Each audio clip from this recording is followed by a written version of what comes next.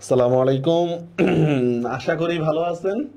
যেহেতু আমাদের সহপাঠের ক্লাসগুলো হইতেছে, মোটামুটি হচ্ছে রুটিন ব্রেক করেই হচ্ছে সহপাঠের ক্লাসগুলো, নাকি? জি, যুক্ত হন দ্রুত। আশা করি সাউন্ড শোনা যাচ্ছে। আমরা সিরাজউদ্দৌলা নাটকটা হচ্ছে 5টা পর্বে শেষ করব। আজকে আমরা চতুর্থ পর্ব সিরাজউদ্দৌলা নাটকের। তো আমরা আজকে কি নিয়ে আলোচনা করব দেখি। ফার্স্টে হচ্ছে দেখেন তৃতীয় অঙ্ক, প্রথম দৃশ্য। তৃতীয় অঙ্কের এই দৃশ্যের সিনারিওটা হচ্ছে দেখেন 10ই জুন থেকে 21শে জুনের মধ্যে যে কোনো একদিন। এটা তো হিস্ট্রি না, কিন্তু হিস্ট্রিকে কেন্দ্র করে নাটক লিখছে, এই জন্য হচ্ছে কমপক্ষে সনটা ঠিক রাখার চেষ্টা করে। আচ্ছা, লুৎফুন্নিসার কক্ষের মধ্যে এই এখনকার আলোচনাটা। লুৎফুন্নিসার কক্ষ, লুৎফুন্নিসা কে? লুৎফুন্নিসা হচ্ছে সিরাজের ওয়াইফের নাম, লুৎফুন্নিসা। ওকে। ঘসেরি, বড় সুখে আছো রাজমাতা আমিনা বেগম। এটা ব্যঙ্গ করে বলতেছে। কেন ব্যঙ্গ করে বলতেছে? সিরাজ যেহেতু নবাব, তার নবাবের মা কি হবে? রাজমাতা হবে, এটাই স্বাভাবিক। ব্যঙ্গ করে বলতেছে। অথচ ক্ষমতার প্রাধান্যের দিক থেকে সিরাজের চেয়ে ঘসিটি বেগমের ক্ষমতাটা বেশি ছিল। বুঝতে পারছেন? দেখেন, আসুন খালাম্মা ঘষেটি, বেঁচে থাকো, সুখী হও এবং সৌভাগ্যবতী হও, এবং দোয়া করলে সেটা আমার পক্ষে অভিশাপ হয়ে দাঁড়াবে। কারণ শত্রুর মুখে দোয়া, কারণ ঘষেটি হচ্ছে কি তাদের শত্রু। তো শত্রুর মুখের দোয়াটাও এটা যেন শত্রুতা কি হচ্ছে বাড়ায় তোলে, এটাই বলতেছে যে বেঁচে থাকো, সুখী হও, সৌভাগ্যবতী হও, এই ধরনের কথাবার্তা বললে এটা আমার পক্ষ থেকে আবার অভিশাপ হয়ে দাঁড়াবে। যাই হোক, ছি বড় আপা, এসো কাছে এসে বসো। বসতে আসিনি, দেখতে এলাম কত সুখে আছো তুমি। পুত্র নবাব, পুত্রবধূ নবাব বেগম, পৌত্রী, পৌত্রী মানে হচ্ছে নাতিন, হ্যাঁ, পৌত্রী হচ্ছে শাহজাদি। সিরাজ তো তোমারও ছেলে, তুমিও তো তাকে কোলে পিঠে করে মানুষ করেছো। যেহেতু ঘসিটি হচ্ছে সিরাজের খালা, তো খুবই স্বাভাবিকভাবে হচ্ছে খালারা তো হচ্ছে আমাদেরকে, ভাগিনাদেরকে লালন পালন করে। এটাই বলতেছে, আদরের দিক থেকে তো সিরাজ তোমারও ছেলে। আচ্ছা, অদৃষ্টের পরিহাস মানে ভাগ্য খারাপ। কি বলতেছে? ভাগ্য খারাপ। কেন ভাগ্য খারাপ? তাই ভুল করেছিলাম, যদি জানতাম বড় হয়ে সে একদিন আমার সৌভাগ্যের অন্তরায় হবে। কি সৌভাগ্য চাইছিল সে? সে রাজমাতা হইতে চাইছিল, রাজমাতা। অথবা আমরা বলতে পারি হচ্ছে সে ক্ষমতা চাইছিল। ক্ষমতার চাচ্ছে বেশি হচ্ছে সে রাজমাতা হইতে চাইছিল। অন্তরায় হবে যদি জানতাম, অহরহ সে আমার দুশ্চিন্তার একমাত্র কারণ হয়ে দাঁড়াবে। জীবনের সমস্ত সুখ শান্তি যে সে গ্রাস করবে রাহুর মতো। রাহু মানে ডাকাত, ডাকাতের মতো সব সুখ শান্তি কেড়ে নিবে। তাহলে দুধের শিশু সিরাজকে, সিরাজকে প্রাসাদ চত্বরে আছড়ে মেরে ফেলতে বিন্দু মাত্র দ্বিধা করতাম না। লুৎফা, আপনাকে আমরা মায়ের মতো ভালোবাসি, মায়ের মতো শ্রদ্ধা করি। ঘসেরি, থাক, যে সত্যিকারের মা তার মহলেই তো চাঁদের হাট। চাঁদের হাট বলতে বোঝাচ্ছে গুণীজনের সমাগম। এটা একটা বাগধারা। চাঁদের হাট এটা হচ্ছে একটা বাগধারা, ঠিক আছে? এখানে গুণীজনের সমাগম কিভাবে হয়েছে? কারণ এই যে লাইনটা দেখেন, এই যে নবাব পুত্র, পুত্রবধূ নবাব বেগম, পৌত্রী শাহজাদি, তারপর হচ্ছে নিজে রাজমাতা, এটাকে বলতেছে চাঁদের হাট। আমাকে আবার পরিহাস করা হচ্ছে কেন? দরিদ্র নারী আমি, নিজের সামান্য বৃত্তের অধিকারিণী হয়ে এক কোণে পড়ে থাকতে চেয়েছিলাম। তো মহা পরাক্রমশালী, ব্যঙ্গ করে বলতেছে। পরাক্রমশালী মানে হচ্ছে যাকে কেউ কখনো হারাইতে পারেনি। মহা পরাক্রমশালী নবাব সে অধিকারটুকু আমার থাকতে দিল না। আচ্ছা, তারপর দেখেন কি হয়েছে তোমার? পুত্রবধূর সামনে এরকম রূঢ় আচরণ করতেছে কেন? স্বাভাবিকভাবে হচ্ছে ছেলের বউ, মেয়ের বউ, এদের সামনে বা হাজবেন্ডের সামনে কেউ খারাপ আচরণ করে না, কিন্তু এইখানে ঘসিটি বেগম একবার খুব খারাপ আচরণ করতেছে। কে পুত্র আর কে পুত্রবধূ? সিরাজ আমার কেউ না, সিরাজ বাংলার নবাব, আমি তার প্রজা। দেখছেন, এটা ক্ষোভ থেকে কথাটা বলতেছে, ক্ষোভ প্রকাশ করতেছে, ঠিক আছে? আচ্ছা, ক্ষমতার অহংকারে উন্মত্ত, পাগল না হলে আমার সম্পত্তিতে হস্তক্ষেপ করতে সে সাহস পেত না। মতিঝিল থেকে আমাকে সে তাড়িয়ে দিতে পারতো না, মতিঝিল থেকে তাড়াই দিছে। মানে এটা একটা আসরের কথা বলতেছে। মতিঝিল, শুনেছি আপনার কাছ থেকে কিছু টাকা তিনি ধার নিয়েছিলেন। কলকাতা অভিযানের সময় টাকার প্রয়োজন ছিল। কলকাতা অভিযানের সব খরচ কিন্তু ইংরেজরা বহন করে আমাদের এই নাটক অনুসারে, কিন্তু অভিযান তো শুরু করতে হবে। ইংরেজদের কাছ থেকে পরবর্তীতে জরিমানা আদায় করছে, হ্যাঁ, কিন্তু অভিযানটা করার সময় হচ্ছে গসিটি থেকে টাকাটা নিছে। কিন্তু গোলমাল মিটে গেলে সে টাকা তো আবার আপনি ফেরত পাবেন। নবাব টাকা ফেরত দিবেন? কেন দিবে না? তাছাড়া সে টাকা তো তিনি ব্যক্তিগত প্রয়োজনে ব্যয় করেনি, দেশের জন্য। থামো, লম্বা লম্বা বক্তৃতা করো না। সিরাজের বক্তৃতা তবু সহ্য হয় কেন? সিরাজ হচ্ছে আপনজন। সিরাজ যেহেতু আপনজন, মানে সিরাজ যেহেতু সন্তানের মতো, এই জন্য সিরাজ একটু বকা দিলেও সহ্য হয়। কিন্তু দূরের কোনো মহিলা বা দূরের কেউ যদি এই ধরনের লম্বা লম্বা বক্তৃতা দেয় সেটা সহ্য হয় না, এটা বলতেছে তাকে বুকে পিঠে করে মানুষ করেছে, কিন্তু তোমার মুখে বড় বড় বুলি শুনলে গায়ে জ্বালা ধরে যায়, কারণ উচিত কথা শুনতে তো আসলে সবারই খারাপ লাগে। সিরাজ তোমার কোনো ক্ষতি করেনি বড় আপা, তার নবাব হওয়াটাই আমার সবচেয়ে বড় ক্ষতি, কারণ আমি যেহেতু রাজমাতা হইতে চাইছিলাম, আর সিরাজ ক্ষমতায় গেলে বা সিরাজ নবাব হলে আমি রাজমাতা হইতে পারবো না, আমার রাজপ্রাসাদে তেমন প্রাধান্য থাকবে না, এটাই আমার সবচেয়ে বড় ক্ষতি। নবাবী সে কারো কাছ থেকে কেড়ে নেয়নি, ভূতপূর্ব নবাবই তাকে সিংহাসন দিয়েছেন। ভূতপূর্ব মানে হচ্ছে পূর্বের নবাব। বৃদ্ধ নবাবকে ছলনায় ভুলিয়ে তোমরা সিংহাসন দখল করেছো। আমরা আগেই বলছিলাম যে ওয়ারিশ বা উত্তরাধিকার সূত্রে সিরাজ ক্ষমতায় আসার কথা ছিল না, কিন্তু এখানে সিরাজ ক্ষমতায় আসছে। আচ্ছা, আমরা ভাবছো কি বিস্মিত হওয়ার ভঙ্গি করলে আমি তোমাদের বিশ্বাস করবো কেমন? তোমাকে আমি চিনি, তুমি কম সাপিনী নয়। এটা কাকে বলতেছে? এটা হচ্ছে আমি নাকে কথাটা বলতেছে, দেখছেন যে তুমি কি ভিতরে ভিতরে গুটিবাজি করছো, তুমি অনর্থক বিষ উদ্গার করতেছো, মানে ক্ষোভ প্রকাশ করতেছো। তোমার এই ব্যবহারের অর্থ আমি কিছুই বুঝতে পারতেছি না। বুঝবে সেই দিন আসতেছে, আর বেশি দিন এমন সুখে তোমার ছেলেকে নবাবী করতে হবে না। এই সময় সিরাজ ঢুকছে, দেখেন সিরাজউদ্দৌলা একটা দিনের জন্য সুখে নবাবী করেনি খালাম্মা, মানে প্রতিবন্ধকতা তার অলওয়েজ ছিল। যেমন এই যে এখন আমাদের সময় দেখেন না কি পরিমাণে হচ্ছে কি বলে এটাকে, আন্দোলন আর আন্দোলন, এই প্রতিবন্ধকতায় এসেছে শয়তান ধাওয়া করে এসে আমার পিছু। আপনার সঙ্গে প্রয়োজন আছে, কিন্তু তোমার সঙ্গে আমার কোনো প্রয়োজন নেই। আমার প্রয়োজন আপনার সম্মতির অপেক্ষা করে না খালাম্মা। আমি রাজা, আমি যা বলবো তা শুনতে হবে আপনাকে। তাই বুঝি সেনাপতি পাঠিয়ে আমাকে সংবাদ দিয়েছ যে তোমার আরো কিছু টাকার দরকার। দেখছেন এখানে হচ্ছে ব্যঙ্গ করে কথাটা বলতেছে। আসলে সিরাজ লুত ইয়ার সাথে ঘসেটির সাথে হচ্ছে এমনিতে আলোচনা করতে আসছে রাজনৈতিক বিষয় নিয়ে, কিন্তু ঘসেটি হচ্ছে টিটকারি করে কি বলতেছে, তোমার আরো কিছু টাকা লাগবে বুঝি আমার কাছ থেকে। আচ্ছা, খবর আপনার অজানা থাকা না, অর্থাৎ অর্থাৎ আমি জানি বাংলার ভাগ্য নিয়ে গুরুত্বপূর্ণ রাজনৈতিক আলোচনার সমস্ত খবরই আপনি রাখেন। আরো স্পষ্ট করে শুনতে চান? আমি জানি সিরাজের বিরুদ্ধে আপনার আক্রোশের কারণ আপনার সম্পত্তিতে সে হস্তক্ষেপ করেছে বলে নয়, রাজনৈতিক প্রাধান্য লাভের আশায় আপনি উন্মাদ। যেমন আমরা গোপাল ভাঁড় দেখি না, গোপাল ভাঁড়, তো গোপাল ভাঁড়ের মধ্যে দেখবেন মন্ত্রীকে এত সুবিধা দেওয়ার পরও মন্ত্রী ষড়যন্ত্র করে। কেন? মন্ত্রী রাজা হইতে চায়। যেমন মনে করেন আপনার অনেক টাকা পয়সা আছে, তারপর আপনি ষড়যন্ত্র করতেছেন কেন? আপনি আরো বড় হইতে চান, এই টাইপের। আচ্ছা, আমি অনুরোধ করছি আপনার সঙ্গে আমাকে যেন কোনো প্রকারের দুর্ব্যবহার করতে বাধ্য করা না হয়। তুমি আমাকে ভয় দেখাচ্ছ, আপনাকে আমি সাবধান করে দিচ্ছি, কোনো ভয় দেখানো না। তোমার এই চোখ রাঙাবা, বুঝছেন? চোখ রাঙানো মানে বুঝেন তো এখানে, মানে রাগ প্রকাশ করা, রাগ বা ক্ষোভ প্রকাশ বা যে ভয়। চোখ রাঙানো মানে আমরা ভয় বলতে পারি, ভয়। তোমার এই চোখ রাঙাবার স্পর্ধা বেশি দিন থাকবে না নবাব, মানে নবাব বেশি দিন টিকবে না। আমিও তোমাকে সাবধান করে দিচ্ছি। আপনার ভবিষ্যৎ ভাবে আপনি উৎকণ্ঠিত হবেন না খালাম্মা। আপনার নিজের সম্বন্ধেই আমি আপনাকে সতর্ক করে দিচ্ছি। নবাবের মাতৃস্থানীয় হয়ে, মাতৃস্থানীয় মানে বুঝেন মায়ের পক্ষের লোক, মানে খালার কথা বলতেছে। নবাবের খালা বা ঘরের লোক হয়ে তার শত্রুদের সঙ্গে আপনার যোগাযোগ রাখা বাঞ্ছনীয় নয়। অন্তত আমি আপনাকে সেই দুর্নামের হাত থেকে রক্ষা করতে চাই। তোমার মতলব আমি বুঝতে পারতেছি না। রাষ্ট্রের অভ্যন্তরীণ গোলযোগের সময় কোনো ক্ষমতাবিলাসী স্বার্থপরায়ণ নারীর পক্ষে রাজনীতির সঙ্গে যোগাযোগ রাখা দেশের পক্ষে অকল্যাণকর। আমি তাই আপনার গতিবিধির উপর লক্ষ্য রাখার ব্যবস্থা করতেছি। আমার প্রাসাদে আপনার স্বাধীনতা হস্তক্ষেপ করা হবে না, তবে লক্ষ্য রাখা হবে যাতে দেশের বর্তমান অশান্তি দূর হওয়ার আগে বাইরের কারো সঙ্গে আপনি যেন কোনো যোগাযোগ না রাখতে পারেন।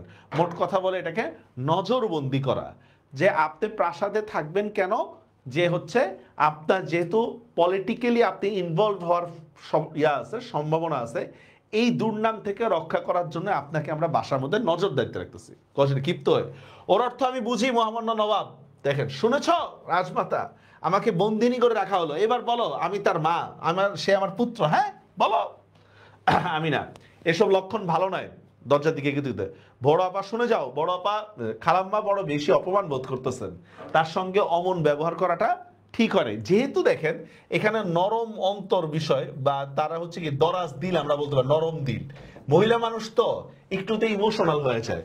এই সেম কারণে লুৎফাও ইমোশনাল হয়ে গেছে যে সিরাজ ওর খালাম্মাকে এই কথাটা বলছে, এটা বলাটা ঠিক হয়নি। আমার ব্যবহারে সবাই অপমান বোধ করছে লুৎফা, শুধু অপমান নেই আমার, মানে আমি যাকে উচিত কথা বলি, ঠিক আছে, উচিত কথা বা প্রয়োজনীয় কথা যাই বলি না কেন, আমি যাকে উচিত কথা বলি সেই কি হয়েছে অপমান বোধ করে। সোজা কথা এটাই, শুধু অপমান নেই আমার। ও কথা কেন বলছেন জাহাপানা?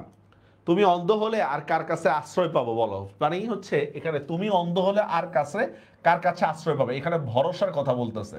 লুৎফাই হচ্ছে সিরাজের ভরসা, আক্ষেপ করে বলতেছে দেখতে পাচ্ছ না শুধু আপনার নয় আমাকে ধ্বংস করার জন্য আয়োজন সবাই কিরকম মেতে আছে দেখছো।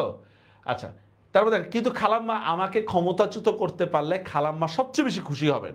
খালাম্মা অতটা বিশ্বাস করা কঠিন, তবে ওর মন আপনার উপরে যথেষ্ট বিষিয়ে আছে। বিষিয়ে মানে বুঝেন, মানে রাগ করে থাকা। ও বেশ ভালো পরিমাণে রাগ করে আছে। কিন্তু থামলে কেন বলো, বলাটা বোধ হয় ঠিক হবে না। বলো বিধবা মেয়ে মানুষ, ওর সম্পত্তিতে এরকম আঘাত করাটা বা ওর সম্পত্তিতে বারবার এমন হস্তক্ষেপ করাটা ঠিক হয় না, এটা বলতেছে। ঠিক আছে, বিধবা মেয়ে মানুষ অমন হস্তক্ষেপ করাটা ঠিক, ভরসা নষ্ট হওয়ারই কথা যদি তার সম্পত্তির মধ্যে যদি হস্তক্ষেপ করে। লুৎফা তুমিও আমার বিচার করতে বসলে, মানে তুমিও আমাকে ভুল বুঝলে।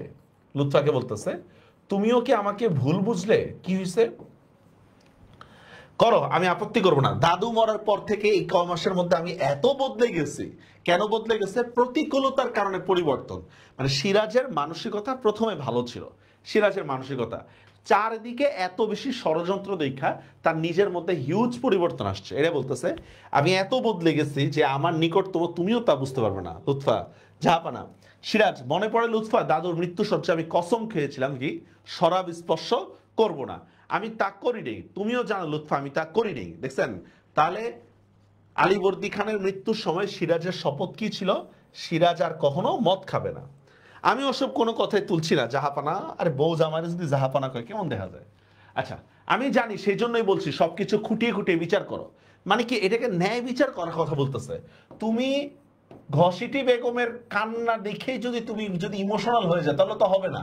ঘসিটি বেগম কাঁদতেছে কেন তোমার বুঝতে হবে। আচ্ছা আমি আপনার বিরুদ্ধে অভিযোগ আনবার জন্য কোনো কথা বলিনি জাহাপানা। খালাম্মা রাগে প্রায় কাঁদতে কাঁদতে বেরিয়ে গেলেন, তাই তোমার মনে হলো যে ওর টাকা পয়সা হাত দিয়েছি বলে উনি আমার উপর ততখানি বিরক্ত হয়েছেন। কিন্তু তুমি জানো না কতখানি উৎসাহ নিয়ে উনি অজস্র অর্থ ব্যয় করতেছেন শওকত জঙ্গের কামিয়াবির জন্য।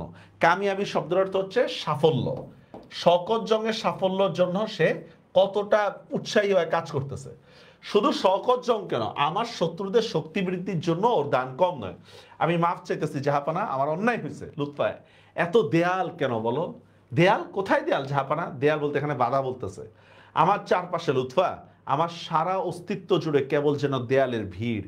উজির আমাত্য সেনাপতি এবং আমার মাঝখানে দেয়াল, মানে বাধার কথা বলতেছে। ঠিক আছে, যেমন সরকার কোনো কাজ করতে পারে না, আমলারা এসে বাধা দেয়। কোনো একটা কাজ করতে গেলে গ্যাঞ্জাম লাগে মানুষ। ঠিক আছে, এটাই বলতেছে, বুঝতে পারছেন? চারপাশে দেয়াল আর দেয়াল।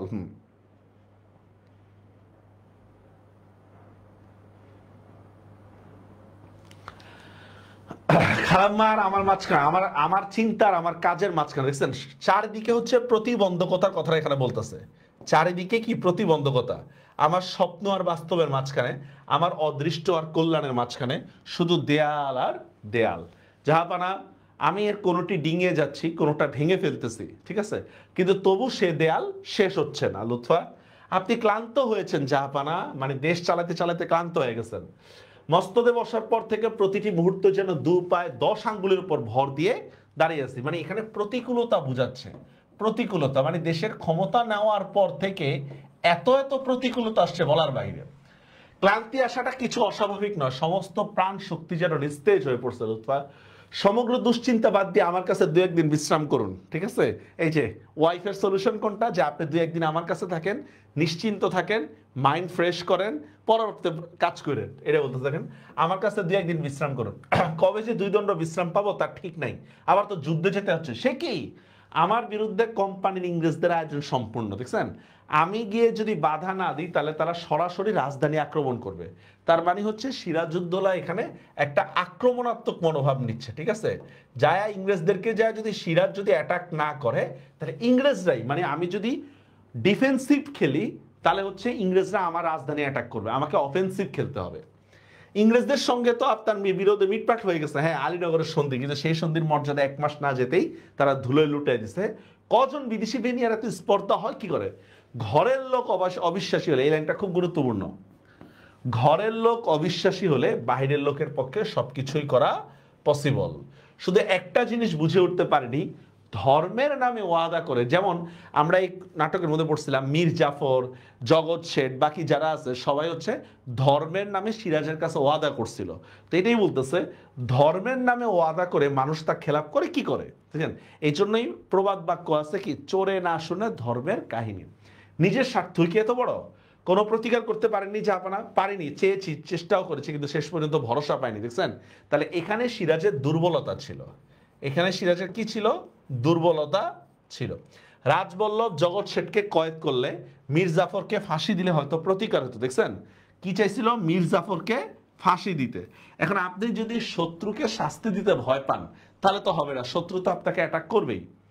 প্রতিকার হতো, কিন্তু সেনাবাহিনী তা বরদাস্ত করবে কিনা কে জানে। তাহলে সেনাবাহিনী কোন জিনিসটা বরদাস্তের কথা বলা হচ্ছে? মীর জাফরের ফাঁসিটা। থাক ওসব কথা, আজ আপনি বিশ্রাম করুন। আর কাল সকালেই দেশের পথে ঘাটে লোকের মুখে ছড়িয়ে পড়বে যে যুদ্ধের আয়োজন ফেলে রেখে হারামের কয়েকশো বেগমের সঙ্গে নবাবের উদ্দাম রাসলীলার কাহিনী। রাসলীলা মানে বুঝছেন তো এখানে কাম মানে প্রেম কাহিনী, বা সোজা কথাটা সোজা বাংলায় বললাম প্রেম কাহিনী। এখানে তাহলে গুজবের কথা বলতেছে, গুজব। হ্যাঁ, গুজব। আচ্ছা, মহল তো বেগমরা সত্যি কোনো অভাব নেই। ঠাট্টা করছো লুৎফা, তুমি তো জানোই শওকত জং, মরহুম শওকত জংয়ের হারেম বাধ্য হয়ে আমাকে প্রতিপালন করতে হচ্ছে। দেখছেন? তাহলে এই হারেম বা এই নারীদের যে জায়গাটা, এইটা মেনলি হচ্ছে শওকত জংয়ের, বাধ্য হয়ে সিরাজকে এটা পালন করতে হইতেছে। আচ্ছা সে যাক, আজ আপনার বিশ্রাম, আজকে শুধু আমার সাথে থাকবে, শুধু আমরা দুজন। অনেক সময় সত্যি তা ভেবেছি লুৎফা, তোমার খুব কাছাকাছি বহুদিন আসেনি। দেখছেন? মানে দায়িত্বের কারণে তোমার কাছে আসা হয়নি। দেখছেন? রাজ্য পরিচালনার দায়িত্ব বা গুরুভারের কারণে তোমার মধ্যে আসাই হয়নি তোমার কাছে। আমাদের মাঝখানে একটি রাজত্বের দেয়াল। মাঝে মাঝে ভেবেছি এই বাধা যদি দূর হয়ে যেত, নিশ্চিত সাধারণ গৃহস্থের ছোট্ট সাজানো সংসার আমরা পেতাম। আচ্ছা, এমন সময় একজন পরিচারিকা ঢুকছে, একজনে ঢুকছে, দেখেন কি বলতেছে। পরিচারিকা ঢুকে, বেগম সাহেবা এই জাহাপাড়া এখন বিশ্রাম করছে, যাও। পরিচারিকা, সেনাপতি মোহনলালের কাছ থেকে খবর এসেছে দিতে। না লুৎফা, গেছেন সিরাজ এগিয়ে আসতে, মোহনলালের জরুরি খবরটা এখনই আসতে দাও। আচ্ছা, লুৎফা বলতেছে না। আচ্ছা, সিরাজ থামলো না, সিরাজ তাড়াতাড়ি মোহনলালের কাছে চলে গেছে। ঠিক আছে, লুৎফা যে বলতেছিল আপনি আমার সাথে থাকেন, সিরাজ তার কথা শুনে নেই, সে মোহনলালের কাছে চলে গেছে। এবার দেখেন তৃতীয় অঙ্ক, দ্বিতীয় দৃশ্য, পলাশির যুদ্ধের মধ্যে। মানে এখনো যুদ্ধ শুরু হয় নাই, পলাশির যুদ্ধের শিবির কি হচ্ছে দেখেন। সিরাজ, দ্বিতীয় প্রহর অতিক্রান্ত হলো, শুধু ঘুম নেই দুইজনের লোকে, একটা হচ্ছে শিয়ালের চোখে আর একটা হচ্ছে সিরাজউদ্দৌলার চোখে। কারণ এখানে দুশ্চিন্তা বুঝাচ্ছে, ঠিক আছে, দুশ্চিন্তার ভাঁজ। ভেবে আমি অবাক হয়ে যাই, কি বলতেছে দেখেন সিরাজ, সত্যি অবাক হয়ে যায় মোহনলাল, ইংরেজরা সভ্য জাতি হিসেবে জানছে। তার মানে ইংরেজরা সভ্য জাতি হিসেবে পরিচিত ছিল, তারা শৃঙ্খলা জানে, শাসন মেনে চলে। তো এখানে ইংরেজরা যা করছে সেটা স্পষ্টত রাজদ্রোহ। একটি দেশের শাসন ব্যবস্থার বিরুদ্ধে তারা অস্ত্র ধরেছে। আশ্চর্য। মোহনলাল জাহাপানা, হ্যাঁ বলো মোহনলাল, কি খবর? ইংরেজ পক্ষে মোট সৈন্য মাত্র 3000। তাহলে ইংরেজদের কত ছিল? ইংরেজদের ছিল হচ্ছে 3000, আর নবাবের ছিল কত? নবাবের ছিল হচ্ছে 50,000। নবাবের 50,000, ইংরেজদের মাত্র 3000। ইংরেজদের আচ্ছা এটা হচ্ছে সৈন্য, সৈন্য হচ্ছে 3। আচ্ছা, ইংরেজদের কামান কয়টা আছে? ইংরেজদের কামান ছোট বড় মিলে 10টা। আর নবাবের কয়টা আছে? নবাবের হচ্ছে 50টা কামান। তার মানে শক্তিমত্তা থেকে শুরু করা সব দিক থেকে হচ্ছে কি সিরাজ আগায় আছে। ছোট বড় দেখেন সিরাজ, এখন প্রশ্ন হলো আমাদের সব সিপাহী লড়বে কিনা এবং কামান থেকে গোলা ছুটবে কিনা। দেখছেন এখানেই হচ্ছে অবিশ্বাস, বা আমরা অবিশ্বাসের কথা বলতে পারি যে সবাই আসলে লড়বে কিনা, এখানেই হচ্ছে কথা। জাহাপানা, এমন আশঙ্কা কেন করছি তাই জানতে চাইছো তো? মীর জাফর রায় দুর্লভিয়া লুৎফুকার নিজের সেনাবাহিনী নিয়ে যুদ্ধক্ষেত্রে উপস্থিত হয়েছে। তা আমার বিশ্বাস করতে প্রবৃত্তি হয় না, মানে আমার ভরসা হয় না যে ওরা ইংরেজদের বিরুদ্ধে লড়বে। সিপাহ সালার আরো একখানা গোপন চিঠি ধরা পড়ছে। সিপাহ সালারকে? মীর জাফর। মীর জাফরের আরেকটা গোপন চিঠি ধরা পড়ছে। দেখছেন সিরাজের কাছে সব ডকুমেন্টই ছিল, সিরাজের কাছে যে মীর জাফর গাদ্দারি করতেছে, কার সাথে কি হইতেছে, এগুলো সব কিছু ইয়া ছিল। তারপরে না সিরাজ কোনো ব্যবস্থা নিতে পারতেছিল না। আচ্ছা, বেঈমান মোহনলাল, ক্লাইভের আরো 3খানা চিঠি ধরা পড়ছে। দেখছেন, আর এই চিঠিগুলো ধরার ক্ষেত্রে একটা বড় ভূমিকা পালন করে হচ্ছে রাইসুল জুহালা। মনে আছে রাইসুল জুহালা? এই একটা বড় ভূমিকা পালন করে। তার মানে সিরাজ ইনফরমেশন সবই পাইছিল, কিন্তু সিরাজ সে অনুসারে ব্যবস্থা নিতে পারে নাই। আচ্ছা, সে সিপা সালারের জবাব জন্য পাগল হয়ে উঠেছে মনে হয়। সেটা সাংঘাতিক লোকে ক্লাইভ, মতলব হাসিল করার জন্য যে কোনো অবস্থার মধ্যে ঝাঁপিয়ে পড়তে পারে। এটা অনুধাবনমূলক কোশ্চেনের জন্য, বুঝতে পারছেন? অনুধাবন যে তার উদ্দেশ্য হাসিলের জন্য সে সব নিয়ম কানুন, জীবনের রিস্ক সবকিছু নিতে পারে।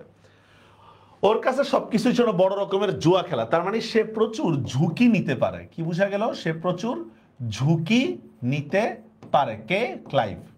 আচ্ছা, মীর মর্দানের প্রবেশ দেখেন। মীর মর্দান বলো, ইংরেজ সৈন্য লক্ষ ভাগে আশ্রয় নিচ্ছে বা কোথাও আছে লাখ ভাগে। ক্লাইভ এবং তার সেনাপতিরা উঠেছে গঙ্গা তীরের ছোট বাড়িটায়। একটা জ্ঞানমূলক কোশ্চেন। ক্লাইভ এবং তার ইয়ারা কোথায় উঠছে? গঙ্গা তীরের ছোট বাড়িটায়। এখান থেকে প্রায় 1 ক্রোশ দূরে। 1 ক্রোশ মানে কয় মাইল? 2 মাইল। 1 ক্রোশ মানে হচ্ছে 2 মাইল দূরে। তোমাদের ফৌজ সাজাবার আয়োজন শেষ হয়েছে তো, একটা প্রকাণ্ড নকশা আমরা সব গুছিয়ে ফেলেছি। দেখেন, আপনার ছাউনির সামনে গড়বন্দি, গড়বন্দি শব্দের অর্থ হচ্ছে সৈন্য সাজানো। গড়বন্দি হয়েছে ছাউনির সামনে মোহনলাল, সাফরে আর আমি, আর ডান দিকে গঙ্গার ধারে এই ডিবিটার উপরে একদল পদাতিক। পদাতিক মানে বুঝছেন তো, সেনাদের মধ্যে অনেকগুলা পার্ট থাকে। কেউ ঘোড়ায় অশ্বারোহী, যারা হচ্ছে ঘোড়ায় চড়ে যুদ্ধ করে আর কি, ঠিক আছে? এরপর হচ্ছে আমরা দেখি হচ্ছে পদাতিক, যেমন সেনাবাহিনীর মধ্যে পদাতিক ইউনিট দেবেন, সাভারে গেলে দেখবেন। কেউ আছে কামান নিয়ে থাকে, কেউ আছে ট্যাঙ্ক নিয়ে থাকে, এই টাইপের। হ্যাঁ, সব পিডিএফ দেওয়া হবে। আমার জামাই বদ্রি আলী খান, তাহলে মোহনলালের জামাইয়ের নাম কি? বদ্রি আলী খান, মনে রাখেন। একে তো ফার্স্টে মারা যাবে। আচ্ছা, তাদের ডান পাশে গঙ্গার দিকে একটু এসে নৌবে সিং হাজারির বাহিনী, বাঁ দিকে লক্ষ্যভাগ পর্যন্ত অর্ধচন্দ্রকার আকারে, ঠিক আছে, সেনাবাহিনী সাজিয়েছে সিপা সালার ইয়ার লুৎফকা, মানে গোলাকার হয়ে ইয়া সাজানো, যেরকম গোলাকার হয়ে ইয়া সাজাইছে, সেনাবাহিনী সাজাইছে গোলাকার হয়ে। সিরাজ নকশার দিক থেকে একটু পাইচারি, কত বড় শক্তি অথচ কত তুচ্ছ। কেন তুচ্ছ বলতেছে? একতা না থাকায়। আমাদের মধ্যে যদি পরস্পর একতা যদি না থাকে, তাহলে এই সেনাবাহিনী একেবারেই তুচ্ছ। মীর মর্দান, আমি কি দেখছি জানো? কেমন জানি অঙ্কে হিসাবটা ওদের সুবিধার পাল্লা বেড়ে যাচ্ছে, দেখছেন? এটাই হচ্ছে কি আশঙ্কার কথা বোঝাচ্ছে, সিরাজের আশঙ্কার কথা বোঝাচ্ছে, ভারী হয়ে উঠছে। ইংরেজদের ঘায়েল করতে সেনাপতি মোহনলাল, সাফরে আর আমার বাহিনী যথেষ্ট, দেখছেন? কি কনফিডেন্স, আত্মবিশ্বাস কেমন, দেখছেন? ইংরেজদেরকে ঘায়েল করতে আসলে তারাই যথেষ্ট ছিল, কিন্তু তাদের সাথে গাদ্দারি করছে। কে কে? সাফরে, মোহনলাল আর কে? আমার বাহিনী, মীর মর্দানের বাহিনী। ঠিক তা নয় মীর মর্দান, আমি জানি তোমাদের বাহিনীতে 5000 ঘোড়সওয়ার আর 8000 পদাতিক আছে, তারা জান দিয়ে লড়বে, কিন্তু সমস্ত অবস্থাটা কি দাঁড়িয়ে জানো? এসো তোমরা আলোচনা করি। জাহাপানা, মীর জাফরের বাহিনী সাজিয়েছে দূরে লক্ষ্যভাগের অর্ধেকটা কিরে। যুদ্ধে তোমরা হারতে থাকলে ওরা 2 কদমে গিয়ে ক্লাইভের সঙ্গে মিলবে বিনা বাধায়, দেখছেন? তো তুমি যেহেতু সবই বুঝো, তুমি কেন ওই সময় প্রতিবাদ করো নাই? তুমি ওই সময় প্রতিবাদ করবে না? তুমি ওটা করো নাই, এটাই বলতেছে যে যুদ্ধে। হ্যাঁ, তো ওরা কে জানি, হ্যাঁ, মিলবে বিনা বাধায়, যারা নিশ্চিন্তে আত্মীয় বাড়ি যাচ্ছি। কিন্তু আমরা হারবো কেন? না হারলে ওরা যে তোমাদের উপরেই গুলি চালাবে না, তার কোনো নিশ্চয়তা আছে? যাক, শিবিরের কাছে ওদের ফৌজ রাখার কথা আমি আর ভাবি না, কারণ সামনে তো তোমরা যুদ্ধ করতে থাকলে ওরা পেছন থেকে নবাব শিবিরে অ্যাটাক করতে পারে। তার মানে দেখেন, এই যে মীর জাফরের বাহিনী, ওরাই হচ্ছে যুদ্ধের মধ্যে বড় একটা সমস্যা। এদেরকে সামনে আগায় দিলে এরা ক্লাইভের সাথে মিশবে, পিছিয়ে থাকলে এরাই নবাবেরকে পিছন থেকে অ্যাটাক করতে পারে, দেখছেন? এটা নিয়ে কথা, এক মুহূর্ত দেরি করবো না। মোহনলাল ওদের যুদ্ধক্ষেত্রে না আনলেই পারতেন, এনেছি চোখে চোখে রাখার জন্য, দেখছেন? চোখে চোখে রাখতে যায় পুরো ধরা রাখাইছে। পেছনে রেখে এলে ওরাদের সঙ্গে রাজধানী দখল করতো, দেখছেন? পেছনে রেখে এলে ওরা কি করতো? রাজধানী দখল করতো। মানে যেখানেই নেই না কেন এই সমস্যাটা হচ্ছে আমাদের, মানে বিপদ ঘটাবে, কিন্তু সিরাজ কোনো ব্যবস্থা নিতে পারতেছিল না। এত চিন্তিত হওয়ার কিছু নেই জাহাপানা, আমাদের প্রাণ থাকতে নবাবের কোনো ক্ষতি হবে না। আমি জানি তাই আরো ভরসা হারিয়ে ফেলতেছে, তোমাদের প্রাণ বিপন্ন হবে অথচ স্বাধীনতা রক্ষা হবে না, এই চিন্তাটাই আজকে বেশি করে পীড়া দিচ্ছে। আচ্ছা, আমরা জয়ী হবো জাহাপানা, পরাজিত হবে আমি কি তা ভেবেছি? আমি শুধু অশুভ সম্ভাবনাগুলা শেষবারের মতো খুঁটিয়ে বিচার করতে দেখছি, দেখছেন? তার মানে হচ্ছে যে কোনো একটা যুদ্ধ বা বড় কাজে নেগেটিভ কি কি কাজ জিনিস হইতে পারে, এগুলা কিন্তু মাথায় নেওয়া উচিত। আচ্ছা, তারপর দেখেন, আগামীকাল তোমরা যুদ্ধ করবে কিন্তু হুকুম দিবে মীর জাফর। তা কেন বলেন? কেন মীর জাফরের কাছে সিপা সালার বা প্রধান সেনাপতির দায়িত্ব দিছো? তুমি তো সবই বুঝো, তাহলে কেন ওরে প্রধান সেনাপতি থেকে সরানো যেত না? না, ওটা সরায় নাই। আমি কর্তব্য স্থির করতে পারছি না, কিন্তু কেন যেন পারছি না, আশা করি তোমরা বুঝতে পারছো। জাহাপানা, আজ আমার ভরসা আমার সেনাবাহিনীর শক্তিতে নয় মোহনলাল, আমার একমাত্র ভরসা আগামীকাল যুদ্ধক্ষেত্রে বাংলার স্বাধীনতা মুছে যাওয়ার সূচনা দেখে মীর জাফর, রায় দুর্লভ, এদের মধ্যে যদি কোনো দেশপ্রীতি জেগে ওঠে। তার মানে যুদ্ধটা জিতবে কখন? যদি তাদের মধ্যে কোনো নৈতিকতা জেগে ওঠে। যদি তাদের মধ্যে কোনো নৈতিকতা না থাকে তাহলে এই যুদ্ধ জিততে পারবে না। যাই হোক, কিছুটা কোলাহল, একজনে ধরছে দেখেন, হুজুর এই লোকটা নবাবের ছাউনির দিকে এগানোর চেষ্টা করতেছিল। শকাতর দেখেন বন্দি, আমি পলাশী গ্রামের লোক হুজুর, রোশনি দেখতে এখানে এসেছিলাম। রোশনি মানে আলো। আমি পলাশী গ্রামের লোক, আমি আলো দেখতে আসছি। আরে তল্লাশি করো, তল্লাশি করছে। দেখে সাধারণ গ্রামবাসী বলে মনে হচ্ছে না, জাহাপানা মীর মর্দান বাইরে নিয়ে যাও, কথা আদায় করো। কথা আদায় করা মানে বুঝছেন তো, শাস্তি দেওয়া। এর শাস্তি দেওয়া। এই কেন হঠাৎ করে এখানে আসছে? আরে এ তো কমর বেগ জমাদার, মীর জাফরের গুপ্তচর ওমর বেগের ভাই। বুঝানেন, মীর জাফরের গুপ্তচরের নাম কি? ওমর বেগ।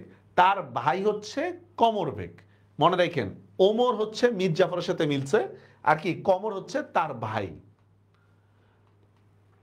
সহসা মাটিতে জাহাপানার কাছে বিচারের জন্য এসেছি।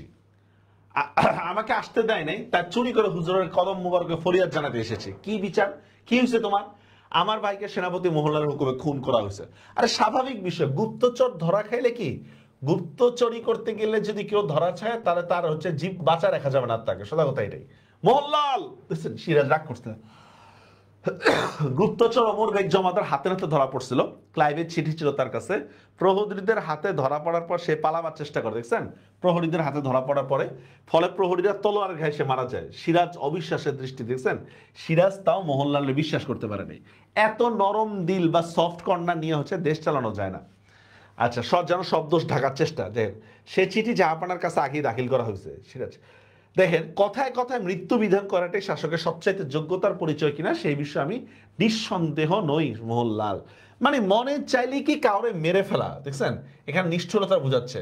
মনে চাইলেই যে কাউরে মেরে ফেলা যায়, এইটা আমার কাছে কোনো গ্রহণযোগ্য ব্যাখ্যা না। কাউকে চাইলেই মারে ফেলা যাবে না, বুঝতে পারছেন? কাউকে চাইলেই মেরে ফেলা যাবে না, এটাই বলতেছে। আচ্ছা, জাহাপানা মেহেরবান, একে নিয়ে যাও, কাল যুদ্ধ শেষ হওয়ার পর একে মুক্তি দিবে। আচ্ছা, এই কি হুজুরের বিচার? দেখছেন, আমি জানি এখানে তুমি এই অবস্থায় ফরিয়াদ জানাতে আসবে, এতটা নির্বোধ তুমি নও। ঠিক আছে, যাও, তোমরাও এখন যেতে পারো। আজ রাতে তোমাদের কিছুটা বিশ্রাম প্রয়োজন, কাল রাত প্রায় শেষ হয়ে এসেছে, বিশ্রাম প্রয়োজন। ওকে, এবার আসেন পলাশীর যুদ্ধক্ষেত্র। এখানে আমরা শুরু করব পলাশীর যুদ্ধ। 23শে জুন, সেই বিখ্যাত 23শে জুনের কাহিনী। আসেন, গোলাগুলির শব্দ, সিরাজ পায়চারি করতেছে। কি খবর সৈনিক? যুদ্ধের প্রথম মহড়ায় কোম্পানির ফৌজ পিছু হটে লক্ষ্যভাগে আশ্রয় দিছে। তাহলে প্রথম দিকে সুবিধা কার ছিল? এখানে সিরাজের সুবিধা ছিল প্রথম দিকে। ঠিক আছে, সিপাহ সালার সেনাপতি রায়দুল্লাহ গিয়ান লুৎফ খান সৈন্য যুদ্ধে যোগ দেয়নি। মীর মর্দান মোহনলাল ওরা শত্রুদের পিছু হটিয়ে লক্ষ্যভাগের দিকে আশ্রয় যাচ্ছেন। ভালো, আচ্ছা যাও। এবার দেখেন দ্বিতীয় শ্রেণী দুঃসংবাদ জাহাপানা, সেনাপতি নৌবে সিং হাজারি, দেখছেন, ফার্স্ট মারা গেছে কে? নৌবে সিং হাজারি, প্রথম ঘায়েল হয়েছেন, প্রথম মৃত্যু। চাও। আচ্ছা, এবার তৃতীয় শ্রেণী। কিছুক্ষণ আগে যে বৃষ্টি হয়েছিল তাতে ভিজে আমাদের বারুদ অকেজ হয়ে গেছে জাহাপানা, দেখছেন, মানে সিরাজের পজিশন ভালো ছিল, কিন্তু যখন বৃষ্টি হয় বৃষ্টিতে তার বারুদ অকেজ হয়ে গেছে। এটাই বারুদ। সেনাপতি মীর মর্দান তাই কামানের অপেক্ষা না করে হাতাহাতি লড়বার জন্য দ্রুত এগিয়ে যায়। এটা একটা আত্মঘাতী সিদ্ধান্ত, কারণ আপনি কখনোই কামান বা গোলাগুলির সামনে হাতাহাতি লড়ে পারবেন না, এটা একটা আত্মঘাতী সিদ্ধান্ত। আচ্ছা, সে আর কোম্পানির ফৌজ যখন কামান ছুটবে শত্রুদের সময় দিতে চান না বলেই মর্দান তলোয়ার নিয়ে গেছে। প্রথম সৈনিক সেনাপতি বদ্রি আলী খান নিহত জাহাপানা, যুদ্ধের অবস্থা খারাপ। না, যুদ্ধের অবস্থা খারাপ হয় না, বদ্রি আলী ঘায়ল হলে। মীর মর্দান মোহনলাল আছে, কোনো ভয় নেই, যাও। এবার দেখেন গেছে, হঠাৎ যুদ্ধ, দেখেন চিৎকার। সিরাজ কি হলো? টুলের উপর দাঁড়ায় যুদ্ধ বুঝার চেষ্টা করতেছে। দ্রুত এগিয়ে এসে, কি খবর সাফরে? সাফরে হচ্ছে একজন ফরাসি সৈনিক। সাফরে হচ্ছে ফরাসি সৈনিক। কারণ মনে রাখবেন, ইংরেজদের বিরুদ্ধে সবসময় লড়াইতে কারা আছে? ফরাসিরা। আমাদের পরাজয় হয়েছে কুর্নিশ করে, এখনো হয়নি ইউর এক্সেলেন্সি, কিন্তু যুদ্ধের অবস্থা খারাপ হয়ে উঠেছে। শক্তিমান বীর সেনাপতি তোমরা থাকতে যুদ্ধে হারাবে কেন? যুদ্ধে যাও, সাফরে জয়লাভ করো। আমি তো ফ্রান্সের শত্রুদের বিরুদ্ধে লড়ছি। মানে হচ্ছে সাফরের মেইন জিনিসটা কিন্তু দেশপ্রেম না, ফ্রান্সের বিরুদ্ধে কারা আছে? ইংরেজরা। তো বলতেছে আমি তো ফ্রান্সের শত্রু হিসাবে লড়তেছি, অথচ আপনার যারা সৈনিক তারা তো দেশপ্রেমিক, তারা তো দেশের জন্য লড়তেছে না। এটাই বলতেছে, আমি তো ফ্রান্সের শত্রুদের বিরুদ্ধে লড়ছি, যাবো না, দরকার হলে যুদ্ধক্ষেত্রে আমি প্রাণ দিব, কিন্তু আপনার বিরাট সেনাবাহিনী চুপ করে দাঁড়িয়ে আছে, স্ট্যান্ডিং লাইক পিলার্স। তারা কি পিলারের মতো দাঁড়ায় আছে? মীর জাফর রায়দুল্লাহকে বাদ দিও, তোমরা লড়াই জিতবে, আমি জানি তোমরা জিতবে। আমাদের গোলার আঘাতে কোম্পানির ফৌজ পিছু হটে লক্ষ্যভাগে আশ্রয় দিচ্ছিল। এমন সময় বৃষ্টি, হঠাৎ জাফর আলী খান আদেশ দিলেন যে এখন আর যুদ্ধ হবে না। দেখছেন, এই যে যুদ্ধের সময় এই সিদ্ধান্তটাই সিরাজকে হারিয়ে দেয়, ঠিক আছে? এটাই কি করে, সিরাজকে হারিয়ে দেয় এই সিদ্ধান্তটা। মোহনলাল যুদ্ধ বন্ধ করতে চাইলেন না, কিন্তু সিপাহ সালারের আদেশ পেয়ে টায়ার্ড সোলজারগণ যুদ্ধ বন্ধ করে শিবিরে ফিরতে লাগলো। সুযোগ পেয়ে সঙ্গে সঙ্গে কিলপ্যাট্রিক, দেখছেন আক্রমণ করছে কে? কিলপ্যাট্রিক আমাদের আক্রমণ করেছে। মীর মর্দান তাদের বাধা দিচ্ছেন, কিন্তু বৃষ্টিতে ভিজে বারুদ অকেজো হয়ে গেছে, তাকে এগুতে হচ্ছে কামান ছাড়া, এন্ড দ্যাট ইজ ডেঞ্জারাস। আচ্ছা, এবার দেখেন কি সংবাদ, দেখেন কি বলো। সেনাপতি মীর মর্দানের পতন হয়েছে। স্বাভাবিকভাবে কামানের সামনে আপনি বেশিক্ষণ দাঁড়ায় থাকতে পারবেন না, এটাই বাস্তবতা। What, Mir Mardan killed? সাফরে বলতেছে the bravest soldier is dead. Mir মর্দানকে কেন সাহসী বলতেছে? কি মানে হাতাহাতি যুদ্ধের কারণে। কামানের সামনে যে হাতাহাতি যুদ্ধ করবে সে তো অবশ্যই সাহসী, জীবন বাজি রেখে যুদ্ধ। আচ্ছা আমি যাই, দেখেন ঠিক বলছে সাফরে, শ্রেষ্ঠ বাঙালি বীর যুদ্ধে শহীদ হয়েছে। তাহলে এখন কি করতে হবে সাফরে? মোহনলাল, দেখেন সেনাপতি মোহনলালকে খবর দিতে হবে জাহাপানা। আচ্ছা সিরাজ, মোহনলাল না, নবে সিং, বদ্রি আলী, মীর মর্দান সবাই নিহত, এখন কি করতে হবে? হ্যাঁ, আলীবর্দী খান সাথে যুদ্ধ করে আমি নিজেই তো যুদ্ধ করছি, বাংলার সেনাবাহিনীর শ্রেষ্ঠ বীর সৈনিক, সে তো আমি যুদ্ধক্ষেত্রে নিজেও উপস্থিত নেই বলে পরাজয় গুটি গুটি করে এগিয়ে আসছে। এটা মানে হচ্ছে সিরাজ নিজের সান্ত্বনা দিচ্ছে যে আরে ভাই আমি নিজেই তো যুদ্ধ করতে যাইনি, আমি কি যুদ্ধ পারি না? আমি যদি যুদ্ধের দায়িত্ব নিই তাহলে কি ইংরেজরা আমার সাথে পারবে না, এটাই বলতেছে। মোহনলাল ঢুকছে, না জাহাপানা যুদ্ধ করতে। মোহনলাল, পলাশীতে যুদ্ধ শেষ হয়েছে জাহাপানা, এখন আর অভিমানের সময় নেই, আপনাকে অবিলম্বে রাজধানীতে ফিরে যেতে হবে। এটা কেন? এটা হচ্ছে কৌশলগত কারণ। রাজধানীতে ফিরে যেতে হবে কেন? কৌশলগত কারণে। আপনি এখানে হারছেন মানে এই না যে আর মানে ইয়া করতে পারবেন না, কি বলে এটা, কাম ব্যাক করতে পারবেন না, কিন্তু আপনার জীবনের দরকার আছে। মীর জাফরের কাছে একবার কৈফিয়ত চাইবো না, মীর জাফর ক্লাইভের সঙ্গে যোগ দিল বলে আরেক মুহূর্ত নষ্ট করবেন না জাহাপানা। মুর্শিদাবাদে গিয়ে আপনাকে নতুন করে আত্মরক্ষার প্রস্তুতি নিতে হবে, দেখছেন? মুর্শিদাবাদে গিয়ে আমি একাই ফিরে যাব, আমার শেষ যুদ্ধ পলাশীতেই। কার উক্তি এটা? মোহনলালের। ইম্পর্টেন্ট, এটা খুব গুরুত্বপূর্ণ। আমি যাই জাহাপানা, সাফরের আমার যুদ্ধ এখনো শেষ হয়নি, দেখছেন? মানে জীবন বাজি রেখে যে যুদ্ধটা, এটা এখনো কিন্তু চালিয়ে যাচ্ছে, জীবন বাজি রেখে যুদ্ধটা। সিরাজ যাও, মোহনলাল আর দেখা হবে না, আর কেউ রইল না, শুধু আমি রইলাম, নতুন করে প্রস্তুতি নিতে হবে, দেখছেন? এটাই আমরা বলছিলাম কি, এটা কৌশলগত কারণ, কৌশল, যুদ্ধের কৌশল। ওকে, দেহরক্ষী অশ্বারোহীর প্রস্তুত জাহাপানা, আপনার হাতিও তৈরি, চলো যেতে। সেনাপতি মোহনলালকে খবর পাঠাও কয়েকজন ঘোড়সওয়ার হেফাজতে মীর মর্দানের লাশ যেন এখনই মুর্শিদাবাদে পাঠাতে হয়। উপযুক্ত মর্যাদায় মীর মর্দানের লাশ দাফন করা হবে, ঠিক আছে? কারণ শহীদের মর্যাদার কথা বলতেছে এখানে। রাইস, জাহাপানা তাহলে চলে যাচ্ছেন রক্ষা, আমরা সবাই চলে যাচ্ছি। মীর জাফর ক্লাইভের দল এসে পড়লো বলে এসে গেল, তাহলে আর দেরি নেই, চলেন সরে পড়ে যাক। ক্লাইভ, দেখেন ক্লাইভে চলে আসছে। হি হ্যাজ প্লেড অ্যাওয়ে, মানে সে আগেই পালাইছে। কোথায় গেছে নবাব? মন্দিরে কিছু বলতেছে না। কোথায় গেছে নবাব? সে quickly if you want to live, বাঁচতে হলে তাড়াতাড়ি বলো, নবাব কই পালাইছে? রাইস হেসে উঠে, ইনি বুঝি বাংলার সিপাহ সালার? কারা দেখা বলতেছে? মীর জাফরকে ব্যঙ্গ করে বলতেছে ইনি বুঝি বাংলার সিপাহ সালার। যুদ্ধে বাংলাদেশের জয় হয়েছে তো হুজুর, যেন চেনা মনে হচ্ছে লোকটাকে। No time for fun, come on say, তাড়াতাড়ি বলো, হোয়ার ইজ সিরাজ? নবাব সিরাজউদ্দৌলা এখনো জীবিত, এর বেশি কিছু জানি না। চিনেছি, আরে সে তো Raisul Juhala, he must be spy. দেখছেন, রাইসুল জুহালা এতদিন হচ্ছে উমিদ চাঁদ বা ইংরেজদেরকে হচ্ছে ঘোল খাওয়াইছে। পরচুলাটা নারায়ণ সিং সিরাজউদ্দৌলার প্রধান গুপ্তচর, দেখছেন? পরচুলা পোড়া এমন ভাবে রয়েছে যে তা সে নাম যে নারায়ণ সিং, এটা কেউ জানেই না, মানে চিনাই যায় না। পরচুলা খুলে ফেলছে, এখন দেখতে সারি এটা তো হচ্ছে কে, যে সিরাজউদ্দৌলার প্রধান গুপ্তচর। গুলি করো ওকে, আরে নাও এখনই। দেখেন দুইজন সৈন্য গুলি করছে। ক্লাইভ, এখনই মুর্শিদাবাদের দিকে মার্চ করুন। মার্চ মানে হচ্ছে কি, সৈন্য নেয়া, সেনা পাঠানো, ঠিক আছে? এখনই মুর্শিদাবাদের দিকে সেনা পাঠান, বিশ্রাম করা চলবে না, সিরাজউদ্দৌলা যেন শক্তি সঞ্চয়ের সময় না পায়, দেখছেন? এখন দুশ্মনকে যখন মারতে হবে, যেহেতু সিরাজ তাদের দুশ্মন, পুরোপুরি শেষ করে দিতে হবে। ক্লাইভ কথা বলতেছে, দেখেন দুজন গুলি করলো। এখানে নারায়ণ সিং একটা কথা বলছে, দেখেন গুপ্তচর কিভাবে সাজা দিতে থাকেন। এই দেশে থেকে এই দেশকে ভালোবেসেছি, গুপ্তচরের কাজ করেছি দেশের স্বাধীনতার খাতিরে, সে কি বেইমানির চেয়ে খারাপ, মুনাফিকের চেয়ে খারাপ? এই লাইনটা আমাদের অনুধাবনের জন্য অত্যন্ত গুরুত্বপূর্ণ। ঝিমিয়ে যেতে লাগলো। ক্লাইভ দেখেন, how do you kill idiot, যখন মারবা তখন স্ট্রেট ইনটু হার্ট, এমন করে মারবা, ঠিক আছে? কারণ হচ্ছে এই ধরনের কথাগুলো শুনলে তাদের আত্মমর্যাদায় আঘাত লাগে, বুঝছেন? এই যে রাইসুল জুহালা যে কথাটা বলছে না, এই টাইপের কথা শুনলে কি আত্মমর্যাদায় আঘাত লাগে, এটাই বলতেছে যে কোনো কথা বলার জন্য সুযোগ না পায়। ভগবান সিরাজউদ্দৌলাকে রক্ষা করুক। শেষ, এর মধ্যে রাইসুল জুহালা মারা গেছে। তো এই ছিল আজকের ক্লাস। আগামী ক্লাসে ইনশাল্লাহ আমরা শেষ পার্ট শেষ করব সিরাজউদ্দৌলা নিয়ে। সবাই ভালো থাকবেন। আল্লাহ হাফেজ।